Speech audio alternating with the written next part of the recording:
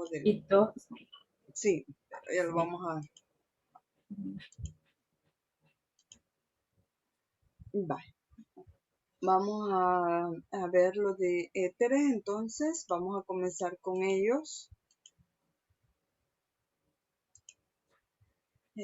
Estos éteres, ¿verdad?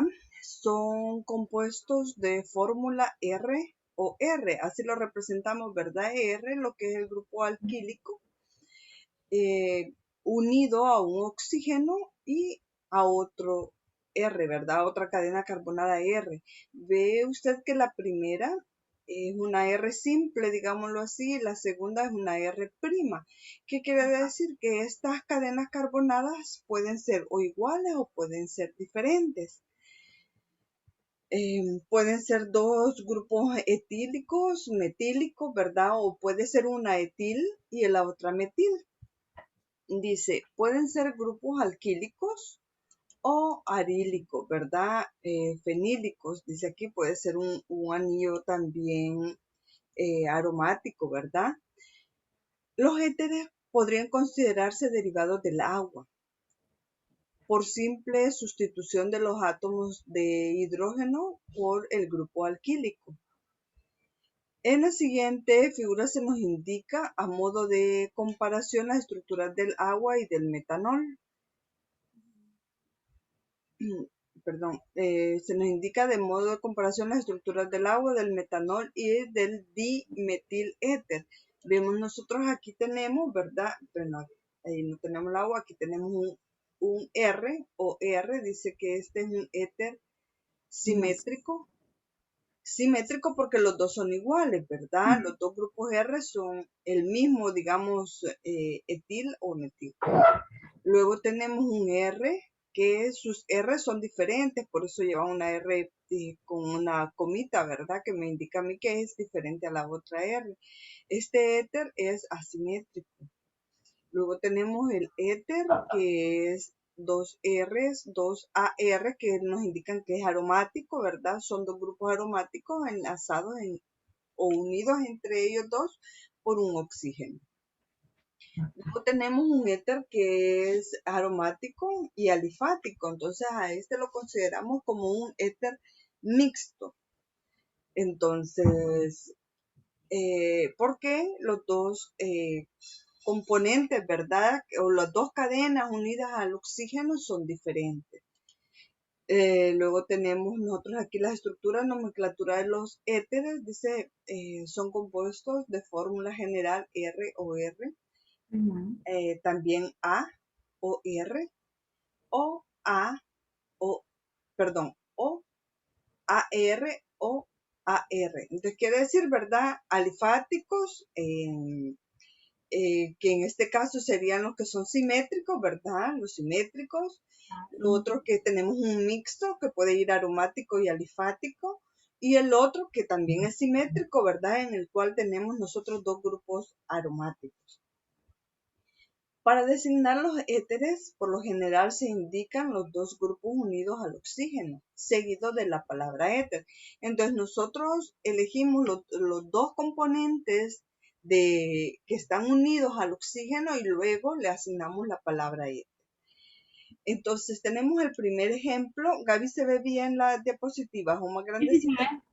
No se ve. En este caso, Permítame. sí.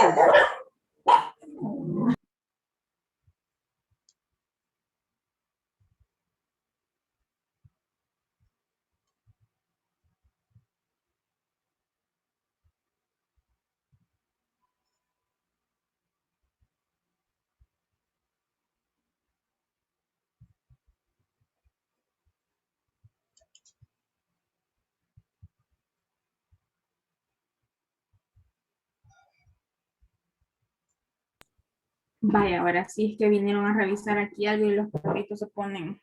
Ay, sí, les encanta ladrar. Ajá. Bueno, va, está bien, sigamos. Dice, entonces vemos nosotros con respecto a la estructura y los nombres que reciben ellos, en el caso que tenemos aquí, el que les estoy indicando, ¿verdad? Concurso, dice que el nombre es dietiléter, dietil, entonces son dos grupos etílicos, ¿verdad? Unidos al oxígeno, entonces lo nombramos como dietiléter. El otro dice diisopropil éter, ¿verdad? Los dos grupos isopropílicos unidos al oxígeno. Luego tenemos el siguiente, que tenemos el terbutil metil éter. Entonces tenemos el terbutil metil éter, ¿verdad? Tenemos el fenil isopropil éter, ¿verdad? Entonces así es como lo vamos a nombrar. Vamos a indicar los dos grupos, las dos cadenas que están unidas al oxígeno y luego al final, ¿verdad? Ponemos la palabra éter. Ajá. Nombres comunes de etil o alquílicos, ¿verdad? Del éter. Dice, los nombres comunes de los éteres se forman escribiendo la palabra éter y después nombrar los dos grupos alquílicos en el oxígeno. Aquí nos está indicando, ¿verdad? Y agregando la terminación ico al segundo.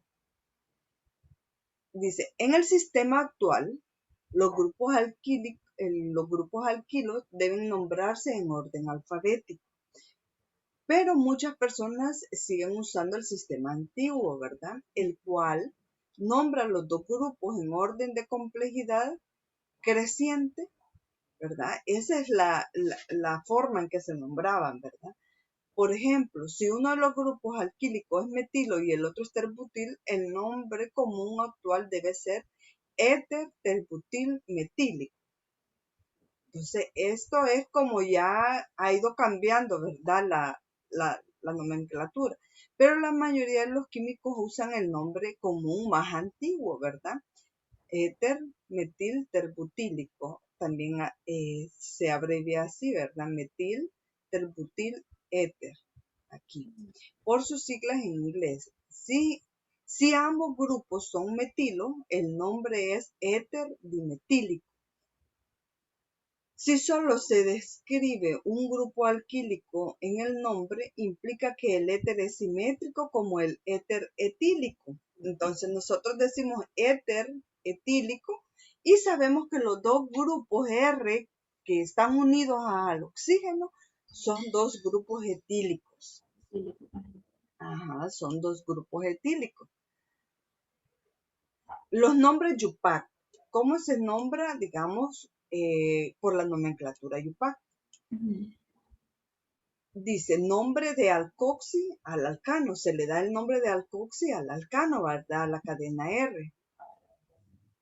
Los nombres de la Yupac usan los grupos alquílicos más complejos como el nombre raíz y el resto del éter, como un grupo alcoxi. Por ejemplo, el éter cicloxil metílico se nombra metoxicicloxano. Esta nomenclatura sistemática con frecuencia es la única manera clara de nombrar los éteres complejos, ¿verdad? Ese es para los complejos. Aquí tenemos un ejemplo, ¿verdad?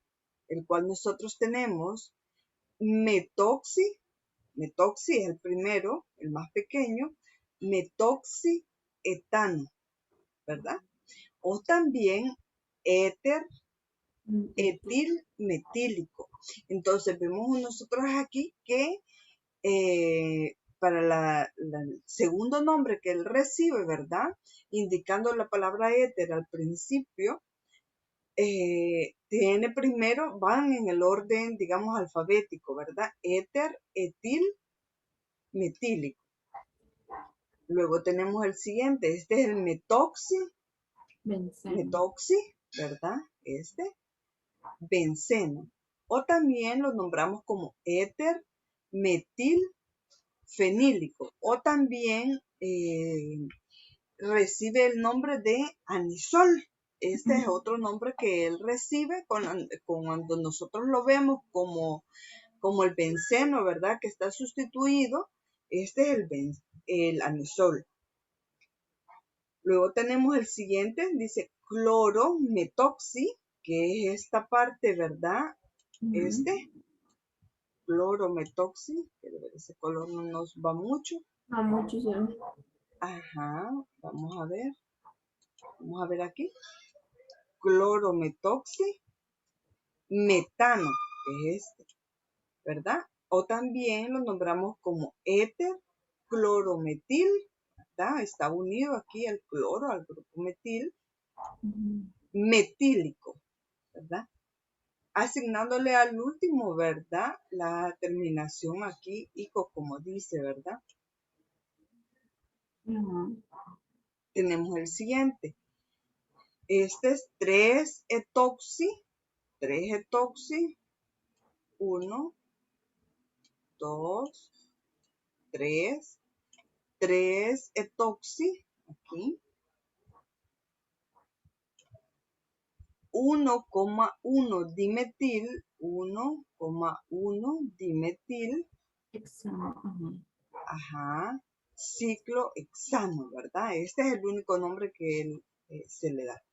De ahí tenemos el otro que es trans, ¿verdad? Aquí tenemos el cloro y este otro grupo. Con respecto a él son trans, ¿ves? Este y el cloro, porque los otros grupos son hidrógenos y, ¿verdad? Ellos no puedo hacer, digamos, posición sí o trans con respecto a los hidrógenos, sino que a los sustituyentes, hasta estos dos sustituyentes. Entonces tenemos trans, 1 cloro, 2 metoxi, este es el metoxi, ciclobutano.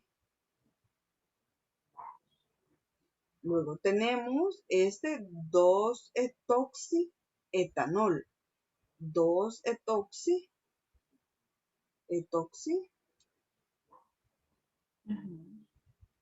2-etoxi, luego tenemos etanol, ¿verdad? Todo él. Ajá, tenemos etanol y en el carbono 2. ¿Por qué en el carbono 2? Porque nosotros aquí lo tomamos como 1, 2, en este carbono, ¿verdad? Está el otro, el etoxi, digámoslo, ¿verdad? Sí. Ajá, 2-etoxi y todo esto es etanol.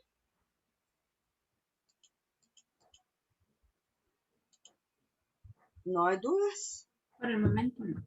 Vaya. Quiero ver a dónde me tiene.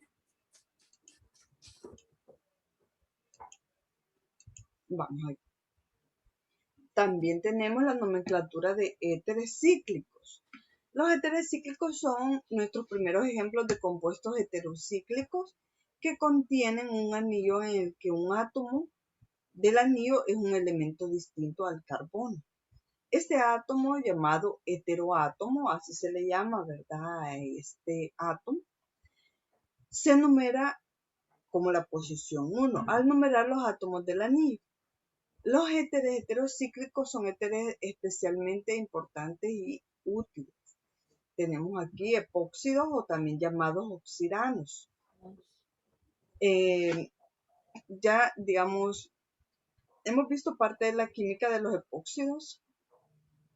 Son éteres cíclicos de 3 miembros, por lo regular forman una oxidación con peroxidación de los alquenos correspondientes. El nombre común del epóxido se forma escribiendo la palabra óxido de antes del nombre del alqueno que se oxida. Las siguientes reacciones muestran la síntesis y los nombres comunes de los epóxidos sencillos. Aquí tenemos la reacción, ¿verdad? Y nota el producto nosotros que ya es el epóxido, ¿verdad? Entonces tenemos el etileno y el reactivo que se utiliza para la oxidación, ¿verdad? Pero nosotros vamos a ver los nombres que reciben estos epóxidos. Aquí tenemos un epóxido, este se forma, ¿verdad? Entre los carbonos de la cadena carbonada del alcano, digámoslo. Entonces, entre esos carbonos hay otros enlaces unidos con este oxígeno. Y vemos aquí abajo también, ¿eh? Hay 2 carbonos que están enlazados con un oxígeno. Esto es un cíclico, ¿verdad? Entonces, ese se le antepone la palabra, ¿verdad? Óxido de etileno. Entonces, óxido, el epóxido, de etileno. ¿Por qué? Porque solo hay 2 carbonos. Entonces, es el alcano, ¿verdad? Que proviene de 2 átomos de carbono. Luego tenemos óxido de ciclohexeno. Entonces, ¿por qué? Porque aquí teníamos, ¿verdad? Que él proviene del ciclohexeno, del alqueno, ¿verdad? Del alqueno. Entonces, él viene del alqueno, entonces óxido ciclohexeno, igual que esto, ¿verdad? Del etileno. Ellos provienen del alqueno. Entonces, ese es el nombre. Entonces, óxido, ¿verdad? Porque ya formó lo que es el epóxido aquí en este caso. Y como él proviene del alqueno, ¿verdad? Entonces le damos el nombre óxido de ciclohexeno, del alqueno del cual él proviene. Aquí tenemos otros compuestos, ¿verdad? Que también nos dan los nombres y aquí vemos nosotros que nos han enumerado, ¿verdad? Siempre dice que recibe la posición 1 y 2 es este. Y decimos trans 1,2 epoxi, trans 1,2 epoxi, ¿verdad? 4-metilciclohexano, 4-metil, ¿verdad? 4-metilciclohexano. Entonces, tenemos el siguiente, cis 2,3 epoxi. Aquí tenemos 2,3 epoxi. Entonces, cis, tenemos esta otra, 4-metoxihexano. 4-metoxi, aquí tenemos 1, 2, 3, 4. En este carbono 4 está aquí en el carbono 4 está el metoxihexano. Entonces aquí nos dice 2,3 cis 2,3 quiere decir que estos dos, ¿verdad? Están en el mismo plano, cis del, ¿verdad? Cis epoxi 4 metoxihexano. Y tenemos también tenemos otra forma de nombrar los epóxidos, aquí también llamados oxiranos, ¿verdad? O también llamados 1,2 epoxietano, ¿verdad? Estos otros nombres que reciben ellos, también tenemos este que dice 2,2 dietil, aquí tenemos dietil 2, aquí en este 2,2 dietil.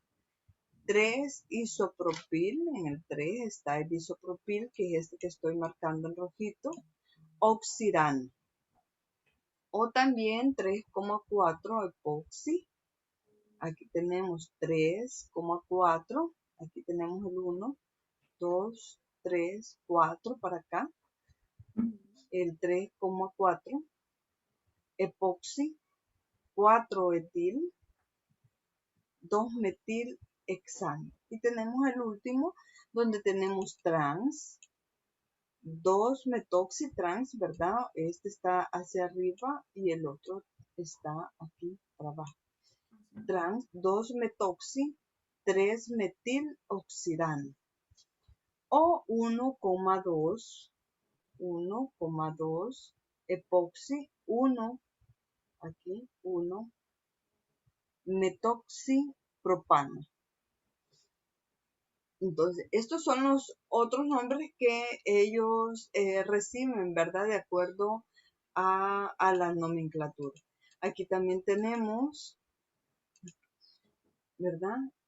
Oxetanos, que son cíclicos, que llevan unido, aquí ya no lo hace como el carbono, ¿verdad? Que está enlazado al oxígeno. Aquí va, digamos, unido de una sola vez a la cadena.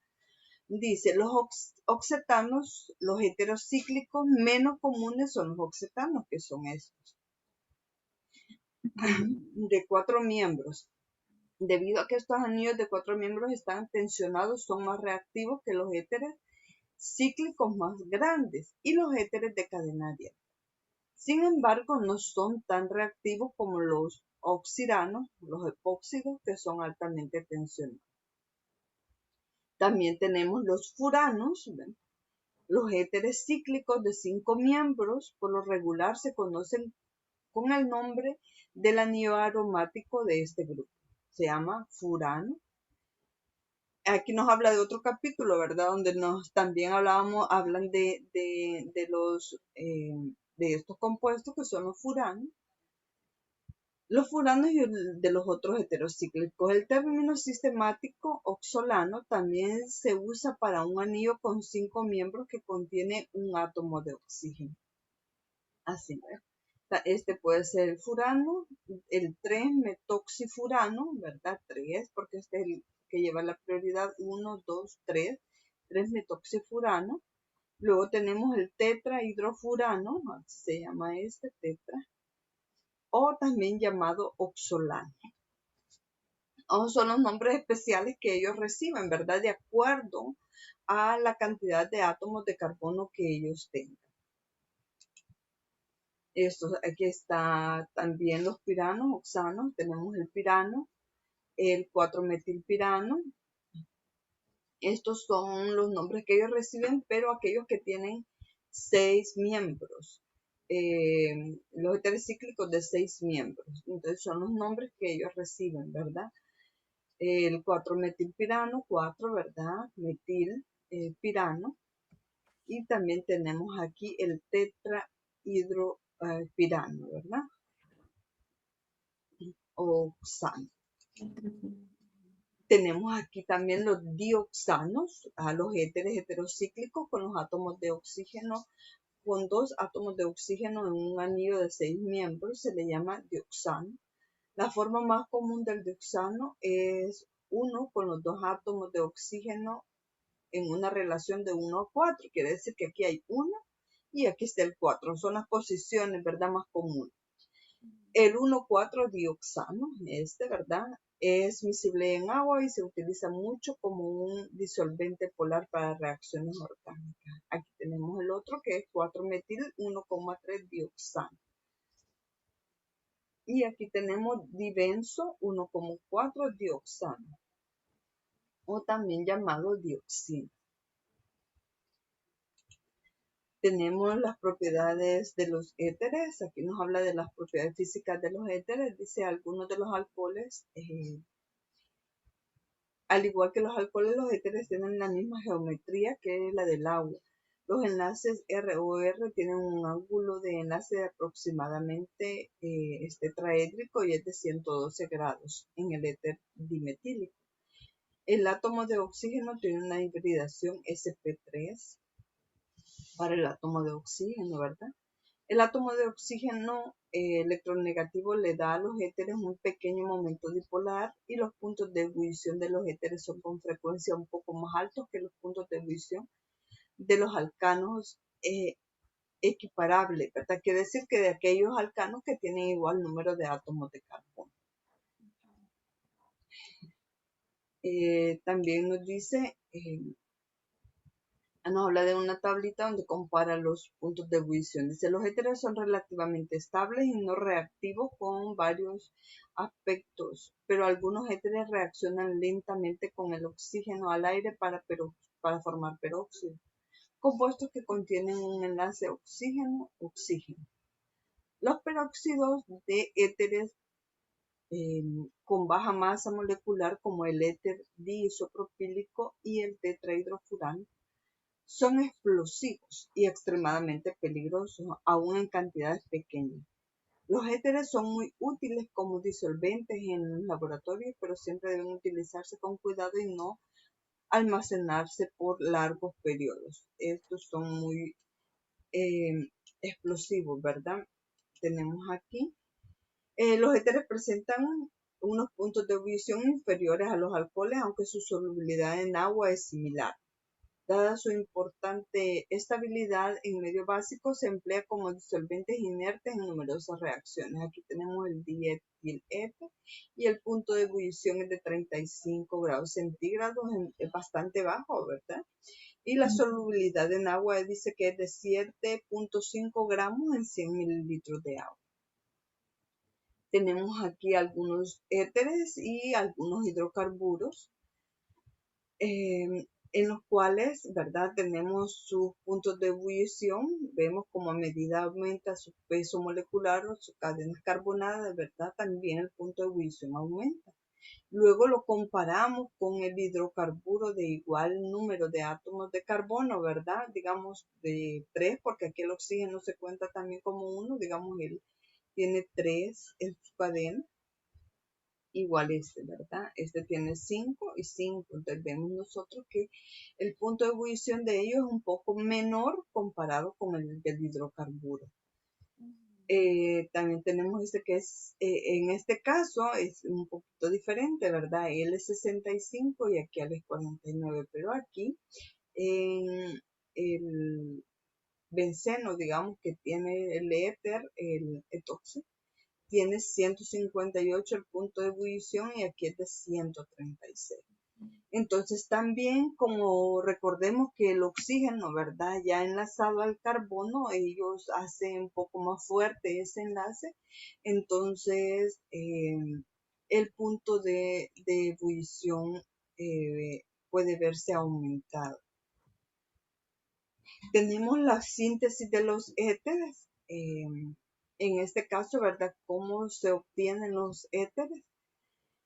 Y dice, el éter dietílico y otros éteres simétricos sencillos se preparan industrialmente por deshidratación de alcoholes. Entonces, esto es lo que nosotros hacemos, eliminamos el alcohol, ¿verdad? Deshidratar, quiere decir que es eliminar agua a partir de un alcohol.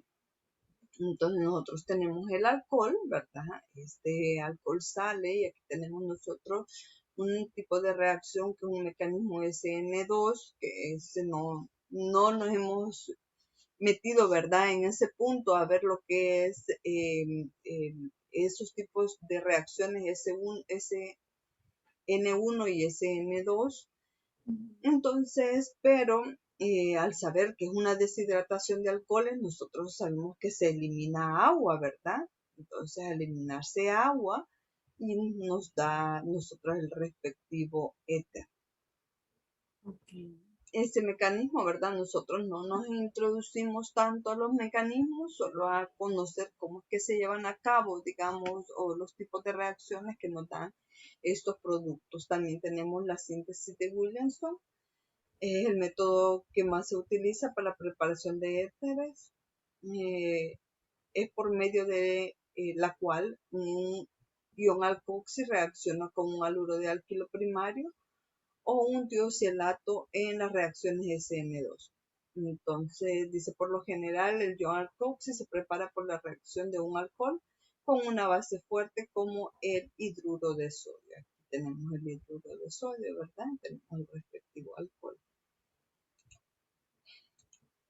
Las propiedades químicas de los éteres, dice, tienen muy poca reactividad química debido a la dificultad que presentan la ruptura de este enlace, ¿verdad? Por ello se utiliza mucho como disolventes inertes en reacciones orgánicas. En contacto con el aire sufren una lenta oxidación en la que se forman peróxidos muy inestables y poco volátiles. Estos constituyen un peligro cuando se destila un éter, pues se encuentran en un residuo y pueden dar lugar a una explosión. Esto se evita guardando el éter con un hilo de sodio o añadiendo una pequeña cantidad de un reductor antes de la deshidratación. Permítame un ratito, Gaby, permítame. Vaya, sí.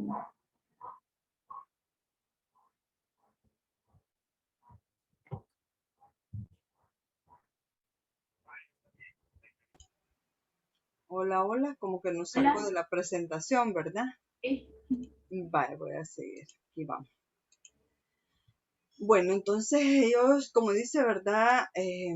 Presentan poca reactividad, son poco reactivos por el impedimento estérico que ellos presentan eh, eh, al estar entre medio de estas dos cadenas, ¿verdad? A ellos se les hace un poco difícil de reaccionar.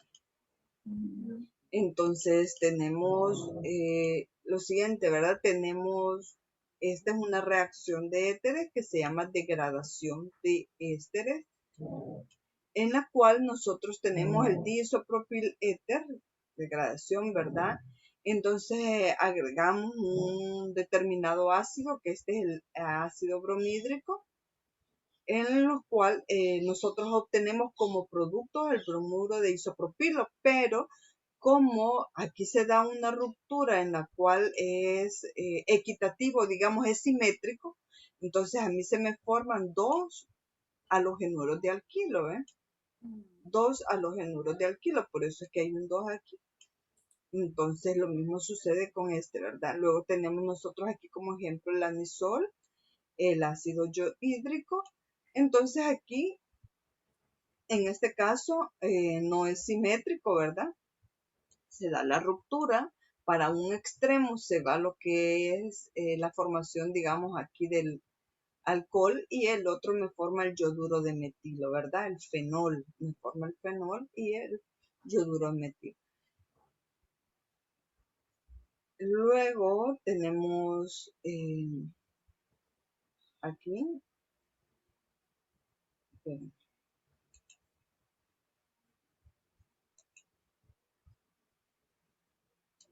tenemos la otra reacción en la cual tenemos la hidrólisis de epóxidos, hidrólisis, ¿verdad?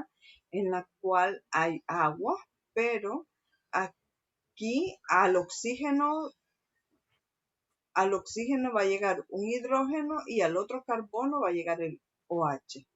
Entonces, me forman lo que son epóxidos. Hidrólisis de un epoxiciclohexano da un transdiol, ¿verdad? Trans. Este me está indicando que están en posiciones uno hacia abajo y el otro hacia arriba.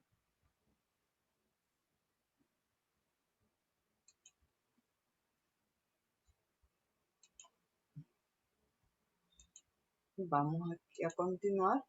Aquí amoniólisis, amonio, ¿verdad? Agregamos amonio y igual, ¿verdad? Llega el hidrógeno del amonio, llega el hidrógeno al oxígeno y llega el otro NH2 al otro carbono. Amoniólisis. Okay. Hidrógeno aquí y el NH2 aquí. Es este. Amoniólisis aquí tenemos, ¿verdad? Estas son las condiciones. NH3. Este son el catalizador, ¿verdad? Que se tiene, ¿verdad? Catalizador para que se lleve a cabo la reacción y el amonio. Entonces, un hidrógeno del amonio llega aquí al oxígeno y el otro NH2.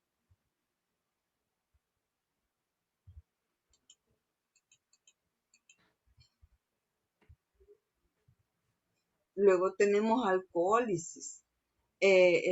Aquí igual, ¿verdad? Vamos a ver, aquí me lo marcó. Tenemos el catalizador y tenemos el alcohol. Ya lo moví para que llegue donde está lo marcado. Entonces tenemos el alcohol, este es el metanol.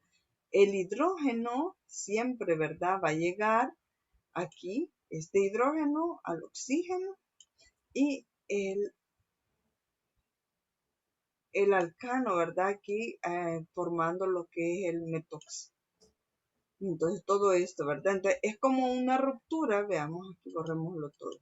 Es como una ruptura. Esta parte llega a un carbono y el hidrógeno llega al oxígeno, así. ¿Sí? Entonces, por eso nos lo ponen en estas posiciones para que nosotros lo identifiquemos mejor. ¿Está claro eso, Gaby? Hola, Gaby. Sí. Vale. Sí, claro. Luego tenemos la acidólisis, ¿verdad? Que es un ácido, este es un ácido, un halogenuro de ácido, es un ácido yohídrico, puede ser, dice aquí, puede ser, dice, cuando un epóxido reacciona con un hidrácido, bromuro de ácido bromídrico, ácido clorhídrico, ácido yohídrico, creo que aquí también era esta misma parte que estábamos viendo, ¿verdad? Entonces, en ese caso, dice, ataca al epóxido protonando Y esta reacción es análoga a la ruptura de éteres por bromuro de hidrógeno y ácido yodhídrico. El ácido protona al epóxido y el ion haluro desplazado actúa como un nucleófilo, atacando y abriendo el epóxido para formar una halohidrina. Es lo que ya habíamos visto, es esto, ¿verdad? Llega el hidrógeno al oxígeno y el halógeno al otro carbono. Pero esto es cuando yo agrego solamente un mol de ese ácido. Si yo sigo agregando más ácido, se da la halogenación completa. Este hidrógeno sale,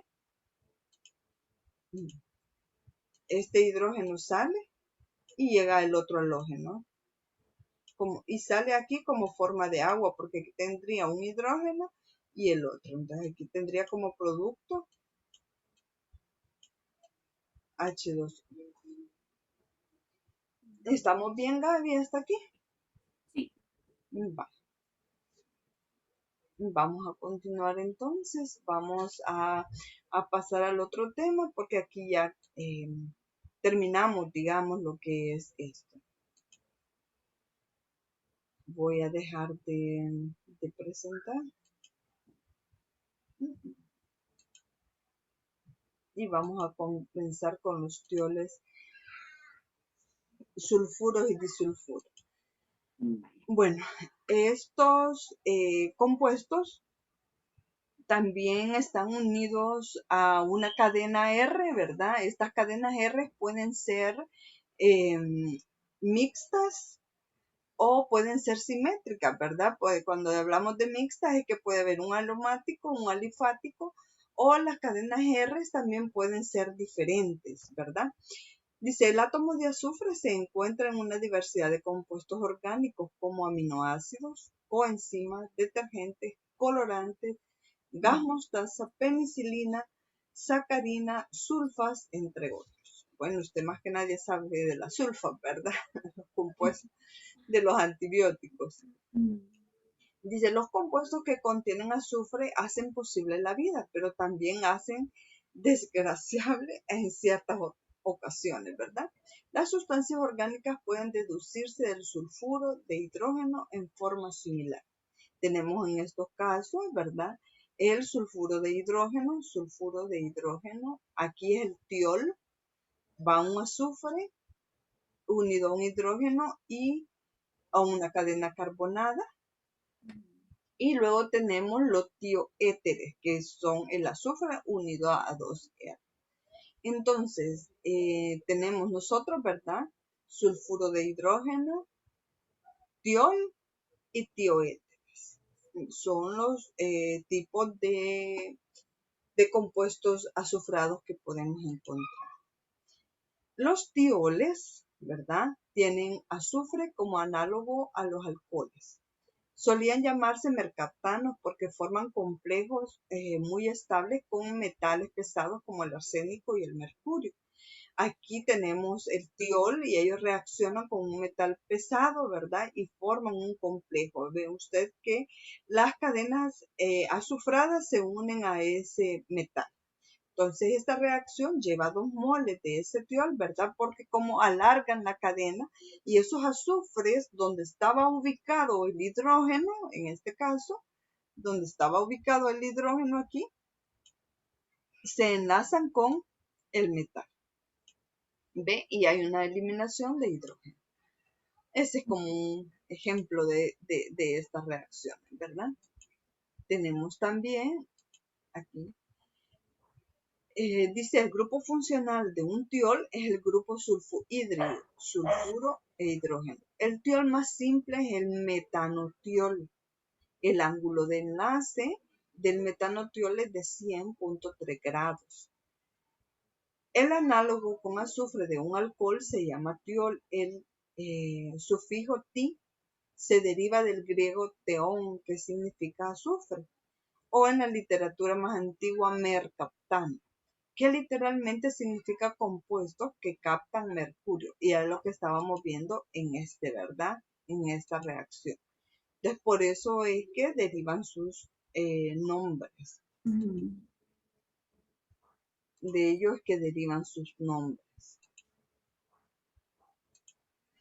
tenemos aquí la nomenclatura, ¿verdad? La nomenclatura común y UPAC para estos compuestos son las siguientes.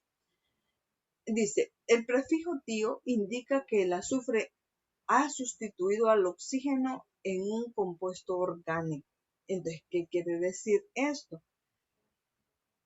Que me está indicando a mí que el oxígeno ha sido sustituido por un azufre. Para los tioles se nombra el grupo alquilo seguido de la palabra mercaptano.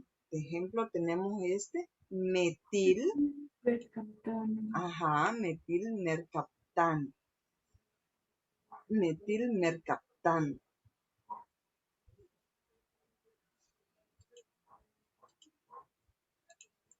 Aquí tenemos etilmercaptano. O aquí tenemos alil, porque alil, este es el grupo alil, mercaptano, ¿verdad? Luego ciclohexil, mercaptano. Luego tenemos el isobutil, mercaptano. Entonces, sabemos de dónde proviene el nombre, ¿verdad? Le asignamos el grupo alquílico, le damos el nombre del grupo alquílico más la palabra mercaptano.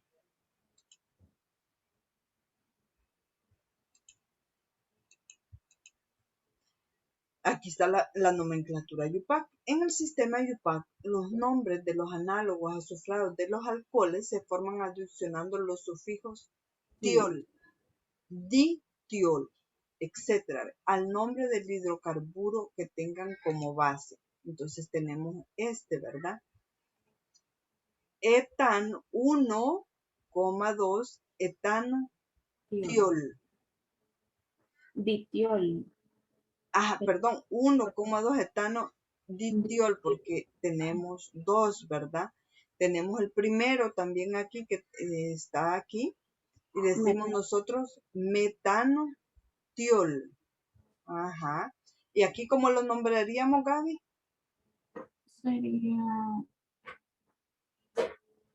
Ese sería, ay, no me acuerdo cómo se dice con el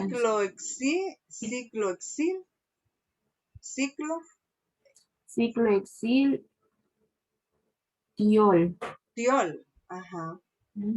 Aquí tenemos, aquí podemos nombrarlo como un alcohol, digamos. Aquí tenemos, lo nombraríamos como, si le damos la posición, porque aquí tienen prioridad, los estamos nombrando a ellos.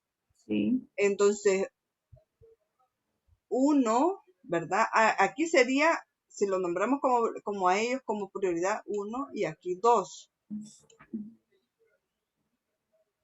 Entonces, tendría el nombre de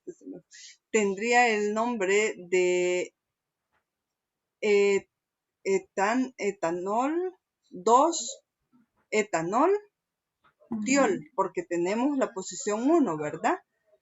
2, ajá. Etanol tiol, y al final la tiol, se lo voy a buscar también con la otra nomenclatura, Ajá, aquí sí sería, ¿verdad? Isobutano tiol. Ajá, porque aquí sería, si lo nombramos como iso, ¿verdad? Este sería iso, este es un iso,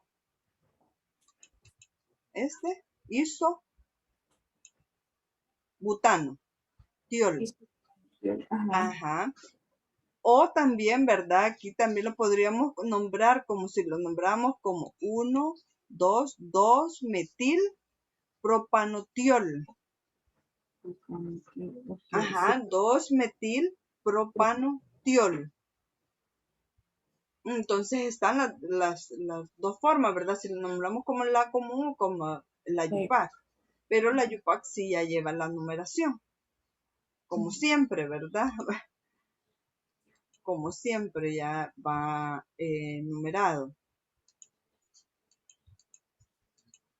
Aquí tenemos las propiedades físicas. Los tioles se distinguen por su olor Sí. nauseabundo, feo, ¿verdad? El propanetiol se libera en las cebollas recién cortadas. Al gas natural se le añaden pequeñas cantidades de tioles con el propósito de detectar fugas. Los tioles son prácticamente insolubles en agua. Las características físicas más notables de los tioles de bajo peso molecular es su mal olor, ¿verdad? Los compuestos azufrados, ¿verdad? En lo que nosotros sentimos a veces eh, en el huevo también.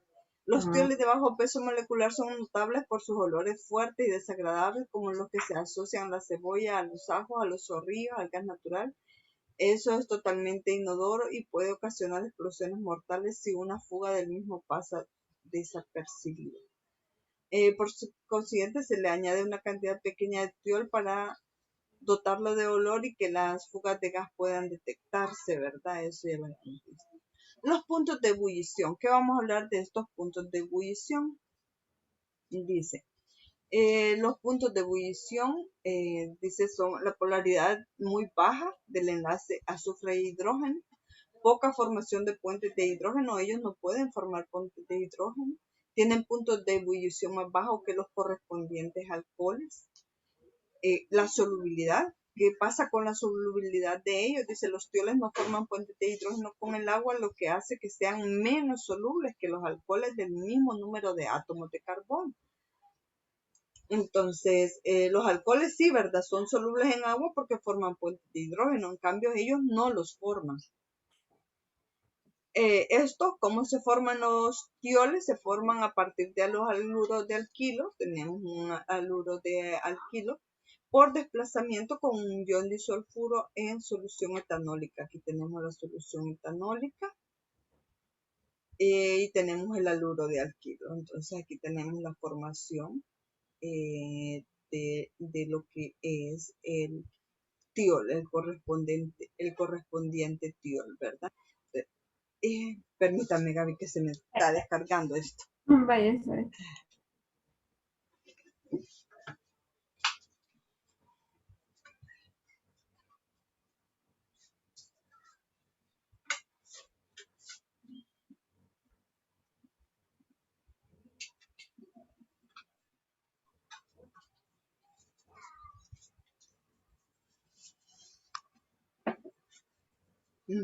Vamos a, que los bueno, aquí tenemos, ¿verdad? Tenemos el halógeno de alquilo, el alcohol y tenemos como producto, ¿verdad? La formación del yoduro de sodio. Aquí tenemos yoduro de sodio, ¿cómo se forma? Tenemos aquí sodio y el yodo, ¿verdad? Tenemos, es como un desplazamiento, ¿verdad? El sodio atrae con facilidad lo que es el yodo y vemos nosotros que se incorpora lo que es la parte del azufre que está aquí. El sulfuro, ¿verdad? De sodio, aquí tenemos sodio, ¿verdad? Con su correspondiente azufre incorporado ahí, ¿verdad? Tenemos aquí el sulfuro ácido de sodio, el etanol, ¿verdad? Este es el intermediario para que se lleve a cabo la reacción y forma el correspondiente tiol.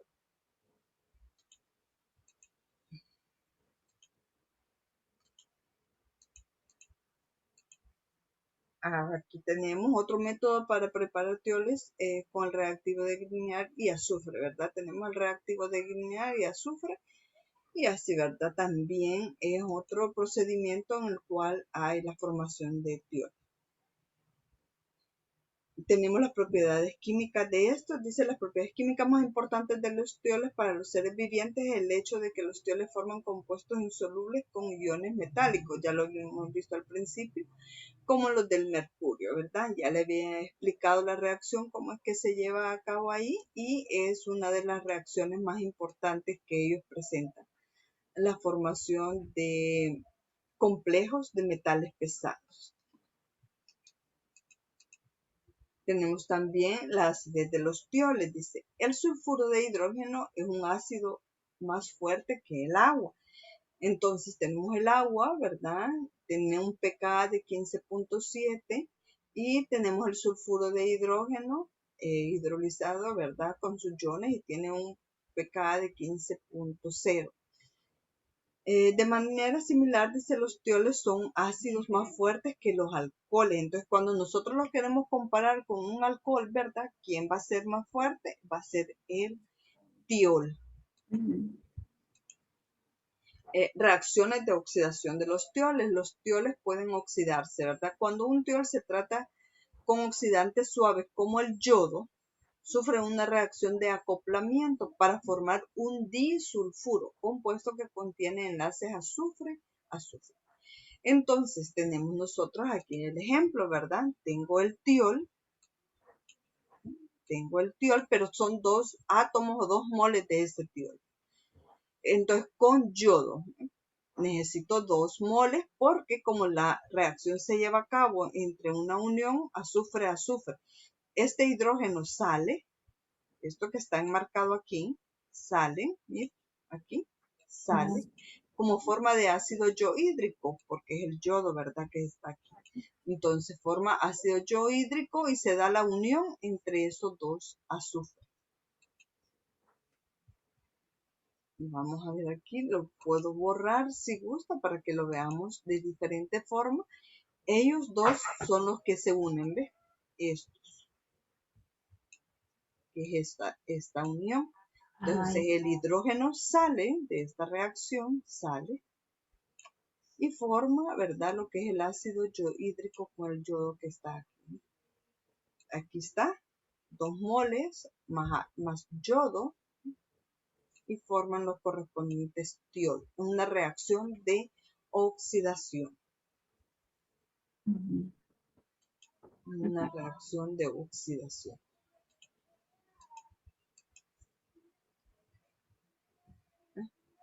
Aquí tengo yo también el tiol y el peróxido de hidrógeno.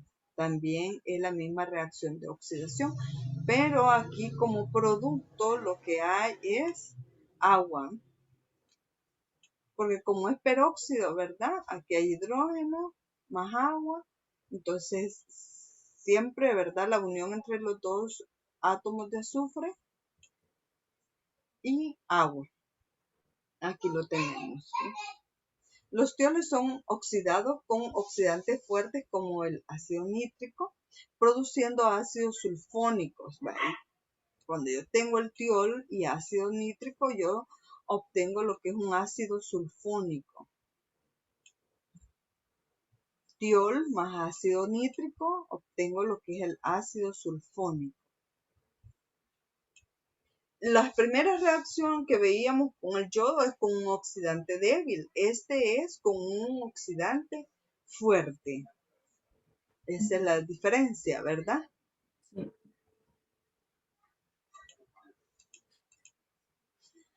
Aquí tenemos también reacciones de reducción. Esto es lo contrario a las reacciones de reducción que estábamos viendo. Perdón, a las reacciones de oxidación. Esta es una reducción. Yo tengo el correspondiente tiol aquí. Tengo el correspondiente tiol y tengo amoníaco y litio, ¿verdad? En el cual regenero el tiol. ¿Ves? Regenero el tiol. Regenero los tioles. Y luego tengo la tioesterificación. Tengo un ácido, tengo un tiol y formo lo que es un tioéster. Mire, tengo el enlace carbono-oxígeno doble y el azufre, el tioéster.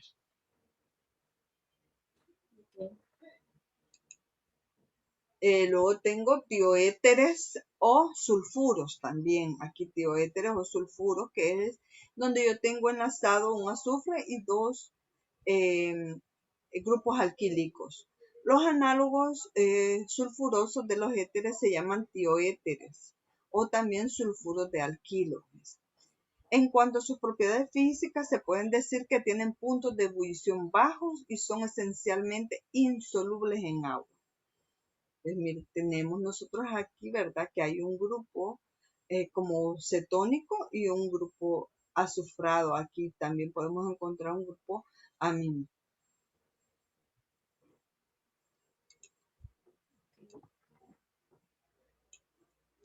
Aquí tenemos. La nomenclatura común de ellos es la siguiente. Dice, los análogos de los éteres se forman con azufre y se nombran usando la palabra sulfuro para indicar la presencia del grupo azufre, ¿verdad? Y luego se nombran los grupos alquílicos. Aquí tenemos sulfuro de dimetilo, dos grupos metilo. Sulfuro de metilofenilo, ¿verdad? Metilo y fenilo. Tenemos también la nomenclatura IUPAC. Se nombran anteponiendo el sufijo tío al nombre del hidrocarburo base, indicando la posición del azufre. Tenemos 2-tío, ¿ves? 1, 2, 2-tío, pentano. 1, 2, 3, 4, 5 carbonos. 2-tío pentano. Aquí tenemos 2,5 ditiohexano. 1, 2, 3, 4, 5, 6, ¿verdad? En la posición 2 y en la 5 está el azufre y yo lo indico y le antepongo, ¿verdad? Di, porque hay dos grupos azufrados y que corresponden a 6 átomos de carbono.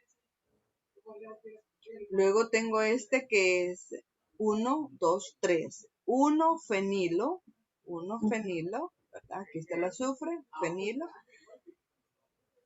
Tío, ¿verdad? Tío propano.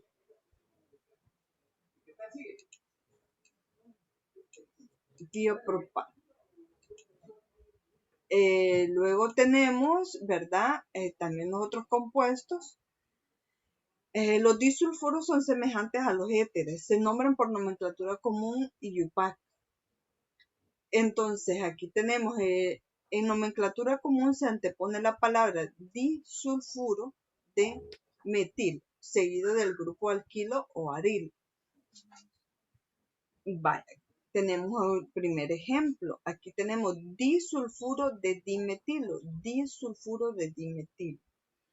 Los dos grupos son iguales, ¿verdad? En el siguiente vamos a tener disulfuro de, vamos a nombrar primero, ¿verdad? Siempre en el orden alfabético. Aquí tenemos nosotros el isobutilo y el propilo, ¿verdad? Sí. Ajá, entonces vamos a nombrarlo aquí. ¿Quién sería primero, Gaby? Tengo propilo aquí y isobutilo. El isopropilo. Ajá, entonces disulfuro de isopropilo propano, ¿verdad? Sí. Así lo deberíamos de nombrar.